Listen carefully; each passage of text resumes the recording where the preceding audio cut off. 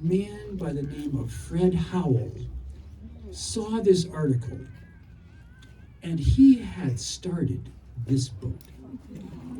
He and his son, Bill, had built the keel structure and some frames. Fred had a couple of strokes.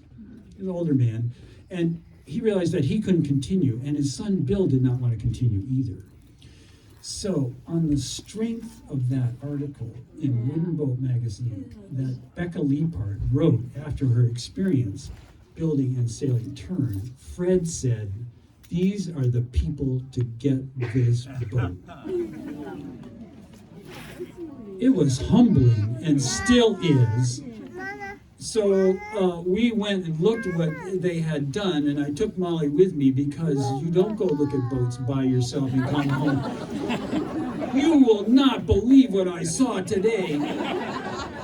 And of course she wouldn't have. We're not getting it. But she went along and she said, "We should get this." And so they were very gracious, and they had materials and hardware and the start of this boat, and they said, "Here." And so we dragged it up here, and that was 18 years ago.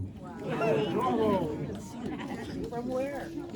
Oh, so they were in Everett, and Cedar Charnley, who participates in this boat at various stages, was also in on the Tern build, and he was also in on going and looking at this boat. And of course, he got pretty starry-eyed as well. "I need to work on that boat," he said. And so, sure enough, he did. So,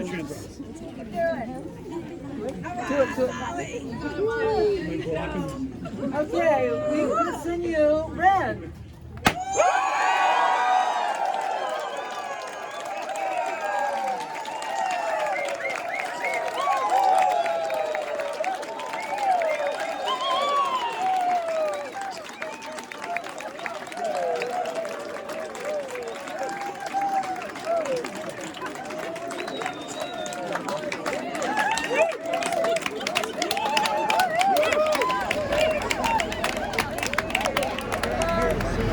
I haven't seen him. Where's Wren?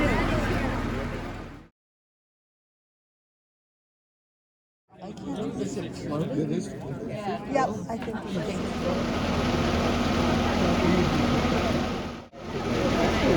can.